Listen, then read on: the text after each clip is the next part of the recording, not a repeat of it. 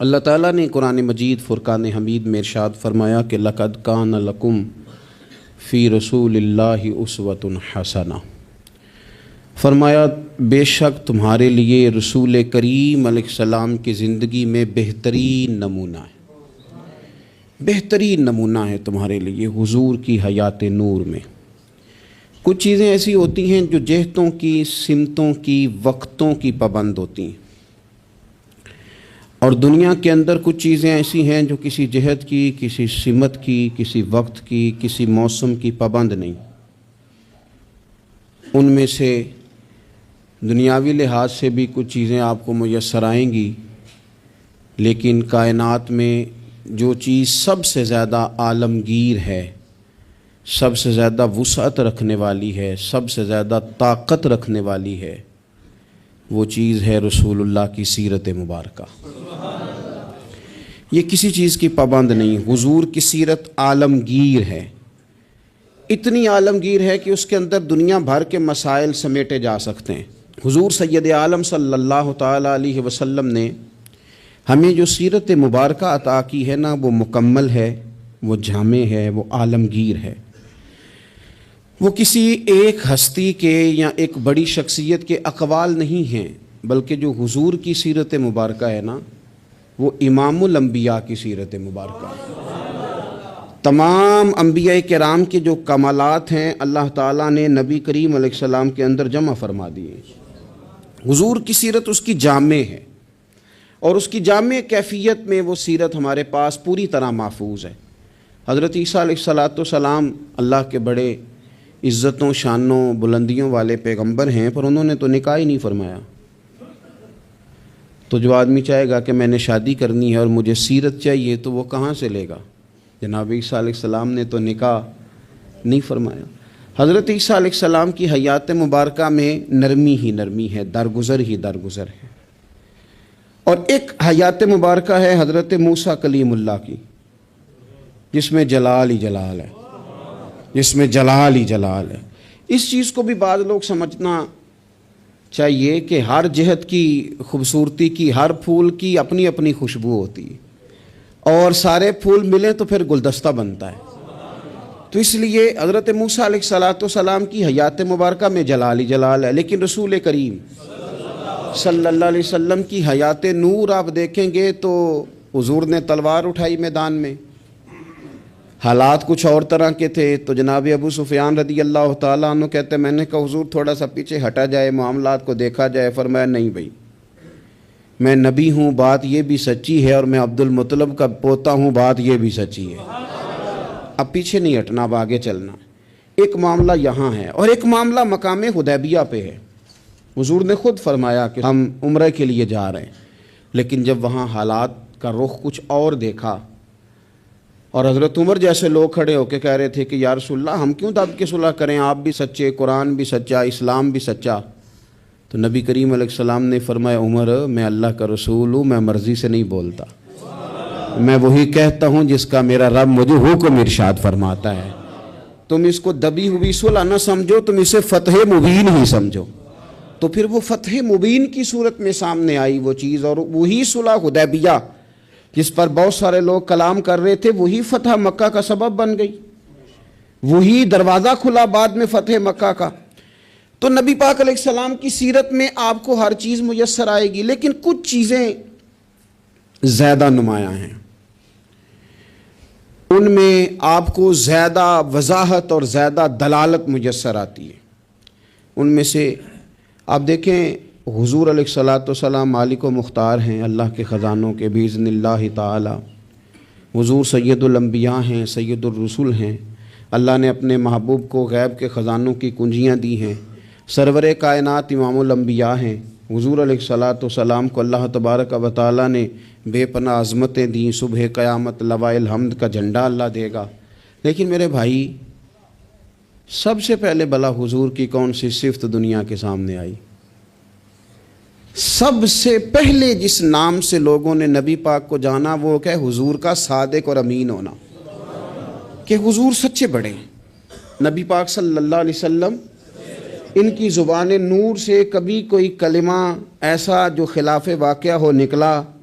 حضور سچے ہیں، حضور سچے ہیں، نبی پاک نے جو کہہ دیا سو کہہ دیا، حضور اپنے وعدوں کے پکے ہیں، رسول پاک بات کے یہ سب سے پہلے صادق اور امین ہونا نبی پاک کا، میرے نبی پاک صلی اللہ تعالی علیہ وآلہ وسلم کی صداقت کا، حضور علیہ الصلوۃ والسلام کی زبان کی صفائی کا یہ عالم تھا کہ جب مسلمان نجاشی بادشاہ کے پاس پہنچ گئے، پہلی ہجرت جو ہجرت حبشہ کے نام سے موسوم ہے وہ ہجرت ہوئی، حضور سید عالم صلی اللہ علیہ وسلم کے غلام وہاں پہنچے تو انہوں نے وہاں شکایات بھیجی، اور جب شکایات وہاں پہنچ گئیں تو نجاشی جو تھا وہ کہتا میں جذباتی فیصلے نہیں کرتا، میں ایسے تم آ گئے ہو، تم نے شکایت کر دیا ہے کہ مسلمانوں فتنہ فساد معاذ اللہ پھیلا کے تمہارے پاس آ گئے، میں پہلے تحقیق کروں گا بات کیا ہے۔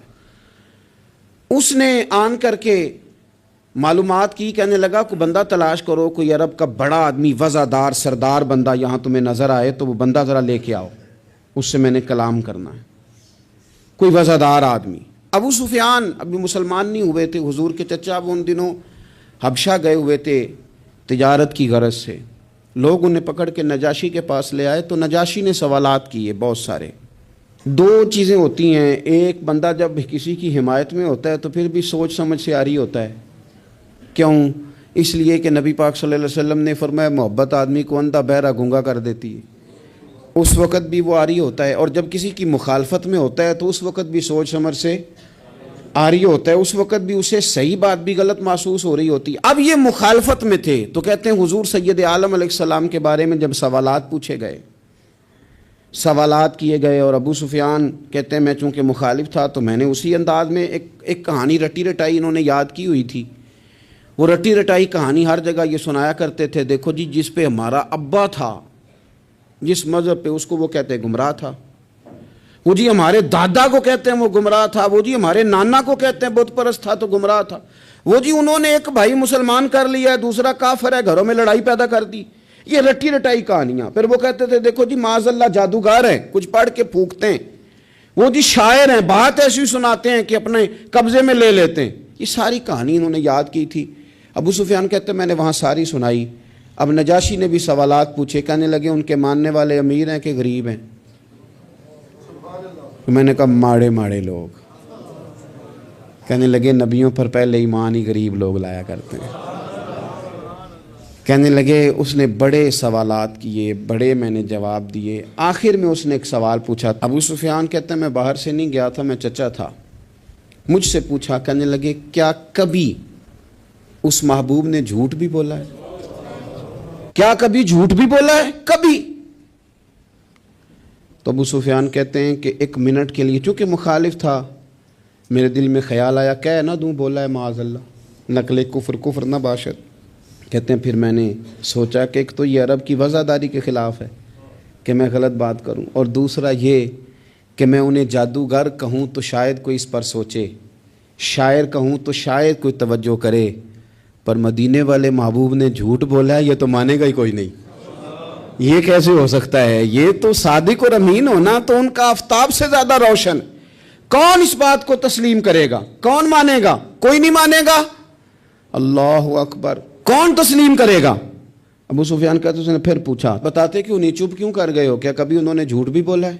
اللہ اکبر۔ تو ابو سفیان کہتے ہیں میں بول پڑا، میں نے کہا کہ وہ میرے بھتیجے ہیں، میں نے انہیں ماں کی گود میں بھی دیکھا، دادا کے کندھوں پہ بھی دیکھا، چچا کے گھر میں بھی دیکھا، ختیجہ کا دولہا بنے بھی دیکھا، میں نے اس حبیب کو جگہ جگہ دیکھا، اور میری آنکھوں کے سامنے ان کی کان پٹیوں پہ مقدس سفید بال آئے، میں نے بڑا کچھ دیکھا، پر میں نے اس حبیب کو کبھی جھوٹ بولتے نہیں دیکھا، کبھی یہ لفظ زبان سے نکلے ہی نہیں، کبھی یہ بات کہی نہیں، کبھی جھوٹ بولا ہی نہیں، سوال ہی نہیں پیدا ہوتا۔ تو کہتے سناٹا چھا گیا میری بات پر مجمع میں، نجاشی نے کندھے کے اوپر رومال رکھا، اٹھ دیا۔ میں نے کہا بادشاہ رزلٹ تو ہی ناؤسکار، تو نے سوال پوچھا میں نے جواب دیا، اب جا رہا ہے؟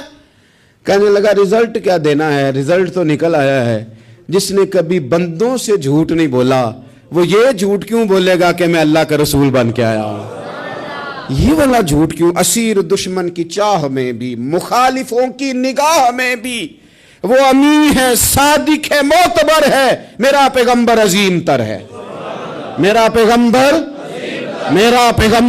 عظیم تر ہے، میرا پیغمبر عظیم تر ہے۔ لگے جو مزدور شاہ ایسا، نہ دھن نہ دولت سربراہ ایسا، دیکھو عرش نشیں کا زمین پہ گھر ہے، میرا پیغمبر عظیم تر ہے۔ عرش نشیں کا زمین پہ گھر ہے، میرا پیغمبر عظیم تر ہے۔ میرے عزیز، رسول پاک علیہ السلام کا سچا ہونا، دیانتدار ہونا، یعنی مخالف بھی جس بات کو کہے کہ ہاں یہ بات ٹھیک ہے، کہ ان کی زبان سے کبھی بات غلط نہیں نکلی، لیکن دروغ گوئی، جھوٹ، اور دنیا کے سامنے جھوٹ، اور قومی معاملات میں جھوٹ، اور جتنا دل کرے کھل کے جھوٹ، یہ رویے جب قوموں کے ہو جائیں، میرے عزیز، ایک حضور سید عالم صلی اللہ علیہ وسلم کی صداقتیں، اور پھر میں ایک مقام پہ پہلے بھی میں نے عرض کیا تھا، پھر کہتا ہوں، حضور سید عالم صلی اللہ تعالیٰ علیہ وسلم نے فرمایا تھا، یہ جو جھوٹ ہوتا ہے یہ شک پیدا کرتا ہے، اور یہ سچ جو ہوتا ہے یہ اطمینان پیدا کرتا ہے۔ آپ زندگی میں تھوڑے وعدے کر لیں، تھوڑی باتیں کر لیں، پر جتنی کریں، میں عوام سے بھی کہتا ہوں، بیوی نہیں اعتبار کر رہی ہوتی، وہ کہتے ہیں تو جھوٹ ہی بڑے بولتا ہے۔ ایک دوست مجھ سے کہنے لگے کہ آپ اماں سے کہہ دیں کہ میں اس دفعہ عمرے پہ ضرور بھیجوں گا، وہ آپ کی بات مان جائے گی۔ میں نے کہا اماں ابا کو راضی کرنے میں 7-8 منٹ لگ جاتے ہیں، پر اماں تو 1.5-2 منٹ میں راضی ہو جاتی، تو آپ کی اماں نہیں راضی ہو رہی۔ کہنے لگے میں پہلے کئی دفعہ کہہ چکا ہوں نا عمرے پہ بھیجوں گا، تو بھیج نہیں سکا، تو لہٰذا وہ اب کہتی ہے تو جھوٹ بولتا ہے، تو نے کوئی نہیں بھیجنا، تو فراڈ کرتا ہے۔ ہمارے ہاں مسئلہ مال و دولت کا نہیں، عدم اعتماد کا ہے، اور جب عدم اعتماد اس حد تک پہنچ جائے کہ مائیں بھی اعتبار کرنا چھوڑ جائیں، تو وہ قومیں کیا کردار ادا کریں گی، اور کیا وہ سوسائٹی میں خیر تقسیم کریں گی۔ تو سچی بات، نبی پاک علیہ السلام نے فرمایا بندہ جھوٹ بولتا ہے، اور اتنے جھوٹ بولتا ہے کہ وہ رب کی بارگاہ میں جھوٹا لکھ دیا جاتا ہے، اور پھر اس کے لیے جہنم کا فیصلہ ہو جاتا ہے۔ اور کچھ بندے سچ کی کوشش کرتے ہیں، اتنی کوشش کرتے ہیں کہ اللہ کی بارگاہ میں سچے لکھ دیے جاتے ہیں، اللہ کے حضور وہ سچے لکھ دیے جاتے ہیں، اور فرمایا یہ سچ ہی انہیں جنت میں لے جائے گا۔ دوسری بات جو حضور کی سیرت مبارکہ میں ہمیں بہت زیادہ نظر آتی ہے، وہ ہے عہد کی پابندی، وعدوں کی پابندی۔ جو کہہ لیا سو کہہ لیا۔ جب آپ کوئی عہد کر لیتے ہیں نا، معاہدہ کر لیتے ہیں، پہلے تو اس بات کو اچھی طرح سمجھ لیں کہ حضور نے ایک جملے میں ساری حقیقت بیان کر دی، فرمایا لا دین لمن لا عہد لہ، جو وعدے کا پابند نہیں اس کا کوئی دین ہی نہیں، بات ہی ختم کر دی۔ آگے تو آپ تب بڑھیں گے نا جب بنیاد ہی ہوگی، اور جب دین ہی کوئی نہیں، بنیاد ہی کوئی نہیں، تو پھر بات آگے کیسے بڑھے گی، اس سے اگلا آپ فصل کیسے بوئیں گے؟ عزیز دوست، میری بات پر آپ توجہ کریں گے، نبی پاک صلی اللہ علیہ وسلم نے جب عہد کیے تو پھر حضور نے ان عہد کی پابندی کی، اور اس طرح کے بعض اوقات عقل انسانی کھڑی ہو جاتی ہے کہ اس طرح بھی وعدے کی پابندی ہوتی ہے، یعنی بندہ چکرا جاتا ہے کہ یوں بھی ہوتا ہے۔ آپ غور کریں نا، ایک صحابی کہتے ہیں میں نے اعلان نبوت سے پہلے حضور سے کچھ چیز خریدی، اور میں نے عرض کی حضور آپ یہاں رکے، میں پیسے لے کے آیا۔ آپ کتنا کو کسی کا انتظار کر سکتے ہیں؟ میں نے دیکھا ہے 2-4 منٹ امام صاحب لیٹ ہو جائیں تو لوگ اعتراض کرتے ہیں، کہتے ہیں یہ آتا نہیں، لہذا ہم نے بندہ بدلنا ہے، چھٹی دے دو اس کو۔ کتنا کو آخر؟ میرے عزیز، وہ شخص کہتے ہیں، صحابی فرماتے ہیں کہ میں نے نہ کوئی چیز اعلان نبوت سے پہلے خریدی، عرض کی یا رسول اللہ صلی اللہ علیہ وسلم آپ یہاں رکیں تو میں پیسے لے کے آیا۔ کہتے ہیں میں گیا اور گھر جا کے بھول گیا کہ حضور کو کھڑا کر آیا ہوں۔ 1 گھنٹہ بھولے آپ، 4 گھنٹے بھولے، 1 دن بھولے، کہتے مجھے 3 دن تک یاد ہی نہیں آیا۔ میں نے کہہ دیا آپ نے سن لیا، کبھی سوچو 3 دن انتظار کوئی آسان کام ہے؟ الانتظار اشد من القتل۔ اہل عرب کہتے ہیں قتل ہوتی اتنی تکلیف نہیں ہوتی جتنی انتظار کرتے ہوئے ہوتی، یہ تو موت سے سخت بات ہوتی۔ کہتے 3 دن مجھے یاد ہی نہ آیا۔ 3 دن کے بعد مجھے یاد آیا تو میں جلدی سے وہ پیسے تھامے اور اس جگہ پہنچا، جا کے دیکھا تو حضور وہیں کھڑے تھے جہاں میں کھڑا کر آیا۔ وہ تیری سیرت تیری صورت زمانے سے نرالی ہے، تیری ہر ایک ادا پیارے ادائے بے مثالی۔ حضور وہیں کھڑے تھے، وہیں جلوہ فراز تھے۔ کہتے ہیں مجھے دیکھ کے حضور نے چہرے پر کوئی بل نہیں ڈالا، کوئی حضور کے شکن نہیں آئی. فرمانے لگے تم نے مجھے بڑی تکلیف میں ڈال دیا، تم کھڑا کر گئے تھے، میں یہیں پہ کھڑا ہوں، اسی وقت سے کھڑا ہوں. میرے رسول پاک صلی اللہ تعالیٰ علیہ وسلم نے وعدوں کے وفا کے تعلق سے جو ہمیں سیرت عطا فرمائی، حضور علیہ الصلوۃ والسلام نے جو اپنا اسوہ نور اس تعلق سے ہمیں دیا ہے، وہ ہر شخص کے لیے دستور حیات ہے، وہ ہر شخص کے لیے دستور عمل ہے. ہر شخص کو چاہیے کہ وہ ان زاویوں میں اپنے آپ کو ڈھونڈے، تلاش کرے. بڑی تکلیف ہوتی ہے عوامی سطح پر بھی جب ایسی باتیں سننے کو ملتی ہیں کہ نہیں جی نہیں وہ تو سیاسی بات تھی. سیاسی بات کیا ہوتی ہے؟ جھوٹ. بخاری شریف میں تو یہ لفظ موجود ہیں کہ بنی اسرائیل کی سیاست ان کے نبی کرتے تھے. سیاست کا معنی تو تدبیر کرنا ہے، سیاست کو آپ نے فراڈ کا نام دے دیا ہے. وہ جی وہ میں نے تو بس ویسے بات کی تھی، اس کا کیا معنی ہوتا ہے؟ اس کا کیا مطلب ہوتا ہے؟ کچھ مسائل ایسے ہیں جو آپ خود پیدا کرتے ہیں، کچھ چیزیں ایسی ہیں جن کے اندر آپ خود چیزوں کو اس پیک پہ لے کے آتے ہیں. اللہ جانے آپ کے کیا مقاصد ہیں اس میں. میرے رسول پاک علیہ الصلوۃ والسلام نے عہد کی پابندی، وعدوں کی پاسداری، اس پر لوگوں کی توجہ دلائی. اور میں نے کہا کہ بعض اوقات حالات اتنے خوفناک ہوتے تھے. حدیبیہ کی صلح ہو رہی ہے اور اس صلح کے اندر ایک شرط یہ تھی کہ اگر کوئی مسلمان اپنے آقا کی مرضی کے بغیر مکہ مکرمہ سے مدینہ طیبہ آئے گا تو حضور اسے رکھیں گے نہیں. اگر کوئی شخص مدینے سے مکہ جائے گا تو مکے والے واپس نہیں کریں گے. اور بخاری شریف میں موجود ہے کہ اسی شرط پر جناب عمر فاروق پریشان ہوئے کہ ہم تو دب کے صلح کر رہے ہیں، صلح تو برابری کی بنیاد پر ہوتی ہے.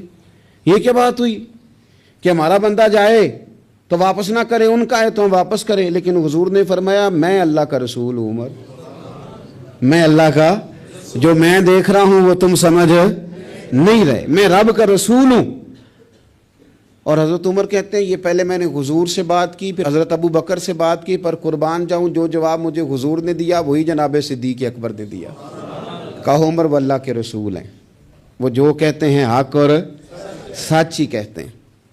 حضرت سیدنا فاروق اعظم اور رضی اللہ تعالیٰ عنہ ارشاد فرمانے لگے کہ اس موقع پر نہ ایک اور بھی معمہ ہوا. ایک تو یہ صلح اس انداز میں ہوئی، پھر ایک عجیب مسئلہ ہوا. صحابہ فرماتے ہیں ایک صحابی تھے حضرت ابو جندل رضی اللہ تعالیٰ عنہ، ان کو ان کے والد نے زنجیروں میں باندھا ہوا تھا اور گھر کے اندر قید کیا ہوا تھا کہ آپ جا نہیں سکتے. جب انہیں پتہ چلا نا حضور تو حدیبیہ تک آ گئے تو کسی طریقے سے نا اپنی زنجیریں توڑ کے، اور بعض سیرت نگاروں نے لکھا ہے زنجیروں سمیت، زنجیروں سمیت جب وہ آ رہے تھے تو پاؤں میں زنجیریں پھر پھر کے نا ان کے زخم بن گئے تھے. وہ زنجیروں سمیت آئے حضور کے سامنے کھڑے ہو کہتے ہیں سونیا مجھے چھوڑ کے نہ جانا. میں اکثر دوستوں سے کہتا ہوں پیر صاحب کبھی کہہ دینا مریدوں کو کہ عمرہ کرنے جانا ہے اور بعد میں فراڈ ہو جائے وہاں تو مرید کہتے ہیں لگتا ہے پیر بھی شامل ہے ساتھ. اس نے تو کہا تھا. بہت سارے لوگ کہتے ہیں جی وہ پیر صاحب آپ سے دعا کرائی تھی تو وہ کام نہیں ہوا. تو میں نے کہا دعا کا مطلب کیا ہوتا ہے؟ کوئی پیر معاذ اللہ تعالیٰ خدا کی حکمت کو مجبور کر سکتا ہے؟ جیسے جب چاہے رب جس طرح چاہے ویسے کرے. اللہ کے عاجز بندے ہیں، دعا کرتے ہیں اس امید پر کہ خدا فضل کرے گا. تو اب بڑی جلدی لوگ ڈگمگا جاتے ہیں کہ فلاں جگہ ایسا ہو گیا. حضور سید عالم صلی اللہ علیہ وسلم کی بارگاہ میں عرض کیا یا رسول اللہ صلی اللہ علیہ وسلم، حضور مجھے چھوڑ کے نہ جائیے گا، بڑا مارتا ہے میرا باپ. آپ ذرا کیفیت دیکھیں. حضور نے وعدہ کر لیا ہے کہ ہم لے کے نہیں جائیں گے. وہ آ گئے رو رہے ہیں یا رسول اللہ چھوڑ کے نہ جائیے گا. ان کے والد کھڑے ہو گئے، کہنے لگے جی آپ نے وعدہ کیا آپ لے کے نہیں جا سکتے. امتحان دیکھو محبت کا. کوئی ضروری ہے کہ ہر موقع پر شاباشی ملے، ہر وقت مسکرا کے ملا جائے؟ یہاں تو لوگ اس بات پہ بھی ناراض ہو جاتے ہیں کہ مجھے 21 دفعہ ملے ہیں تو 20 دفعہ ہنسے، 21ویں دفعہ ہنسے نہیں. خیر ہے آج مسکرائے نہیں. ہر بات میں لوگ ایک پہلو تلاش کر لیتے ہیں کمزوری کا. وہ رو رہے ہیں، تڑپ رہے ہیں. اور صحابہ کہتے ہیں ہماری خواہش تھی ان کا درد دیکھ کر کہ حضور حکم کریں تو ہم زنجیریں ساری توڑ دیں. پر میرے رسول نے کیا فرمایا؟ فرمایا ابو جندل تمہیں جانا ہے کیونکہ میں وعدہ کر چکا ہوں جب کوئی وعدہ کر لے پھر اس سے نتائج کی پرواہ، کیا ہوگا کیسے ہوگا، پھر اس بات کی پرواہ، میں وعدہ کر چکا ہوں لہذا اب تمہیں واپس جانا ہے، اور جب تک میں دوسرا حکم نہ دوں اتنی دیر تک لوٹنا نہ۔ ان کے آنسو پونچھے گئے، وہ واپس گئے۔ کیا کہا تھا درویش نے؟ ایک واری میری آنکھیاں چوں اونا نے اتھرو پونجے سن، ہن تے چسکا پی گیا رونے دا، ہن تے مینوں چسکا ہی پی گیا رونے دا، تے ہر ویلے آہو زاری دا۔ نبی پاک علیہ السلام نے واپس بھیج دیا۔ یہ وقتی طور پر کرب کا مسئلہ تھا، تکلیف کا تھا، لیکن اپنے وعدے کی پاسداری، اپنے وعدے اور معاہدے کی پابندی۔ کوئی بھی آپ کمٹمنٹ کریں، کسی کے ساتھ بھی کریں، کسی بھی لحاظ سے کریں، اور جو لوگ اپنے حساب سے بڑے بنتے ہوں، سربراہان کہلاتے ہوں، ان کے لیے تو زیادہ ضروری نہیں ہو جاتا کہ اگر وہ کوئی قول قرار کرتے ہیں، کوئی بات کرتے ہیں، تو پھر اس کا انہیں پابند بھی ہونا چاہیے۔ تو چیزوں کو اگر حضور کی سیرت نور کی روشنی میں دیکھا جائے تو میرے نبی پاک علیہ السلام نے پھر وعدے کی پابندی کو امت کو دستور بنا کے دیا۔ حضرت حذیفہ بن یمان، حضرت ابو حسیل رضی اللہ تعالیٰ عنہ، یہ دو لوگ کہتے ہیں کہ بدر کی جنگ میں نا ہم حضور کے ساتھ لڑنے کے لیے گھر سے نکلے، رستے میں ابو جہل نے اور کچھ اور لوگوں نے ہمیں روک لیا، کہاں جا رہے ہو؟ ہم نے کہا حضور کی زیارت کے لیے۔ انہوں نے کہا نہیں، تم جنگ کرنے جا رہے ہو، لڑائی کرنے جا رہے ہو، تم لڑو گے۔ ہم نے وہاں وعدہ کر لیا کہ ہم نہ صرف زیارت کریں گے، ہم لڑیں گے نہیں، وعدہ کر لیا۔ جب ہم حضور کی بارگاہ میں پہنچے نا تو عرض کی یا رسول اللہ صلی اللہ تعالی علیہ وسلم، حضور ہم وہاں وعدہ کر رہے ہیں کہ لڑیں گے نہیں، ورنہ وہ آنے نہیں دیتے تھے، ہمیں گرفتار کر لیا تھا انہوں نے، وعدہ کر رہے ہیں کہ لڑیں گے نہیں۔ تو یا رسول اللہ صلی اللہ تعالی علیہ وسلم ہمارے لیے حکم کیا ہے؟ یہ بدر کی لڑائی تھی جس میں ایک ایک آدمی کی ضرورت تھی، 1000 کا مقابلہ 313 کے ساتھ ہے، ایک ایک فرد کی، ایک ایک شخص کی ضرورت ہے۔ تو یا رسول اللہ وعدہ کر رہے ہیں کہ لڑیں گے نہیں، تو حکم کیا ہے؟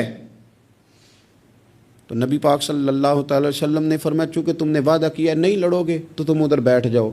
یا رسول اللہ ایک ایک بندے کی ضرورت ہے، فرمایا نہیں، ہمیں رب کی مدد کی ضرورت ہے، اللہ کی نصرت کی ضرورت ہے، وعدہ کر لیا ہے لہذا وعدے پر قائم رہیں گے۔ ایک بات اور سیرت کے عنوان پر آپ کی خدمت میں عرض کرنی ہے، اس پر بھی ضرور توجہ کرنی ہے ہم لوگوں کو، اور خوب ہمیں اس بات کی طرف بھی اپنے معاملات کو لے کر کے جانا ہے۔ میرے عزیز دوست، میرے عزیز بھائی، ہم ہیں رسول کریم کے ماننے والے۔ مجھے ایک بات بتلائیے کہ حضور کی سیرت، حضور کی سنت، حضور کے ماننے والے اپنائیں گے یا کوئی اور آ کے اپنائے گا؟ ایک شخص نے دعویٰ کیا کہ یا رسول اللہ میں آپ کا غلام ہوں، تو اب سیرت پر عمل اسی نے کرنا تھا کہ کسی اور نے باہر سے آ کے کرنا تھا؟ ہم اس طرح کر رہے ہیں کہ ہم نہ سیرت نبوی سے، میں بہت سارے دوستوں سے جب کہتا ہوں نا آپ داڑھی شریف حضور کا طریقہ ہے مبارکہ اس کو اپنائیں، تو وہ کئی قسم کے بہانے کرتے ہیں۔ بعض دوست یہ کہتے ہیں کہ میں ابھی نیک نہیں ہوں، تو میں کہتا ہوں اس دنیا میں کون بندہ ہے جس نے یہ دعویٰ کر لیا ہے کہ میں اب اتنا نیک ہوں کہ کبھی گناہ نہیں کروں گا؟ کوئی ہے ایسا انبیاء کے بعد، فرشتوں کے بعد کوئی معصوم ہے امت میں؟ تو انسان کے ساتھ چیزیں رہیں گی، پر آپ آغاز تو کریں سنت شریعت سے، آپ شروع تو کریں۔ ہم نے کس دن سنت شریعت کا سفر کرنا ہے؟ نبی پاک صلی اللہ علیہ وسلم کے ہر فعل میں حکمت، حضور کی ہر بات میں حکمت۔ کیا ایک چھوٹی سی بات ہے مسواک، کوئی بڑی بات ہے؟ لیکن کتنا بڑا دور آ گیا، کتنے لوگ تبدیل ہو گئے اور کتنی چیزیں آئیں اور کتنے سال بیت گئے، لیکن اس ایک حضور کی ادا کی اہمیت ختم، اس کی اہمیت اپنی جگہ پہ اتنی آج بھی قائم ہے کہ بہت بڑی ریسرچ کے بعد جو بڑے لوگ تھے انہوں نے کہنا شروع کر دیا جو پابندی سے مسواک کرے اسے کینسر نہیں ہوتا۔ کیا ایک چیز مسواک ہی ہے، اور میرے نبی پاک کی پسند اتنی زیادہ ہے یہ، یعنی بہت ساری چیزوں کو نا معاذ اللہ تعالیٰ ہم سمجھتے ہیں یہ تو سادی سی بات بتا رہے مولانا صاحب، یہ تو پیر صاحب نے بڑی سادی سی ایک ہمارے سامنے چیز رکھی ہے، وہ تو کوئی بڑا فلسفہ بیان کرتے تو تب ہماری سمجھ میں آتا تھا۔ تو ایک سادی چیز رکھی، او خدا کے بندے یہ اتنی پیاری ہے کہ حضور فرماتے ہیں اگر امت پر مشکل نہ ہوتا تو میں ہر وضو کے ساتھ مسواک کو ضروری قرار دے دیتا۔ اس کے حسن کو آپ ملاحظہ کریں اس سنت کے کہ حضرت عائشہ صدیقہ رضی اللہ تعالیٰ عنہ ارشاد فرماتی ہیں کہ وقت وصال، اور اس خاتون کی بھی عظمتیں دیکھیں، کہتی ہیں حضور نے وقت وصال میری گود میں سر رکھا ہوا تھا، میری گود میں سر تھا نبی پاک کا، اور کہتے ہیں میرے بھائی سامنے سے گزرے تو وہ مسواک کر رہے تھے، ان کے ہاتھ میں مسواک تھی، تو حضور سید عالم صلی اللہ تعالی علیہ وسلم نے اس طرف رغبت فرمائی، تو میں سمجھ گئی حضور مسواک کرنا چاہ رہے ہیں۔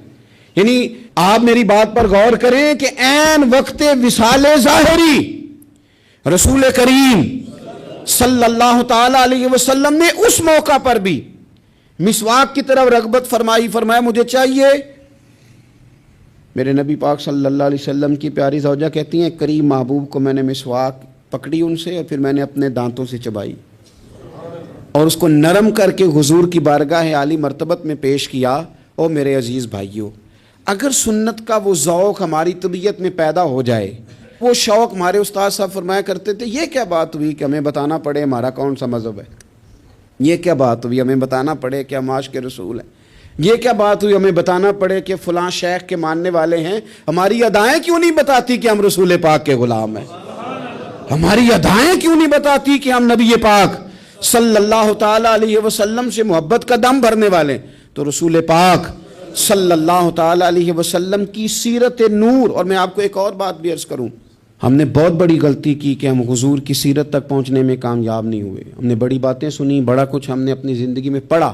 اگر حضور کی سیرت نور کو پڑھنا شروع کریں، ایک ایک پہلو حضور کی مقدس زندگی کا، آپ محسوس کریں گے کہ آپ کی روح پرواز کرنے لگی ہے، آپ محسوس کریں گے کہ خود بخود اندر کے میل دھلنے لگے، آپ نہ پڑھتے پڑھتے ہی محسوس کریں گے کہ کساوتیں ختم ہو رہی ہیں، عداوتیں ختم ہو رہی ہیں، میرے دل کے اندر جو میل کچیل نفس کی شرارت کا تھا وہ دھل رہا ہے۔ رسول پاک کے جتنا کوئی قریب جاتا ہے اتنا وہ رب کے قریب ہو جاتا ہے، اتنا وہ اللہ کے قریب ہو جاتا ہے۔ آپ سیرت مبارکہ سے فیوز و برکات لیں، اپنے گھروں میں حضور کی سیرت نور کا پیغام لائیں، اور یہ جو 2-3 گزارشات میں نے آپ کی خدمت میں شروع میں عرض کی ہیں ان پر توجہ کریں۔ ہمیں کچھ پہلو ایسے ہیں زندگی میں جن کو ہمیں پوری طرح سمجھ جانا چاہیے، اور کسی بھی فورم پر اللہ ہمیں موقع دے، وہ کوئی بھی فورم ہو، تو احقاق حق اپنی زندگی کا وتیرہ بنایا جائے۔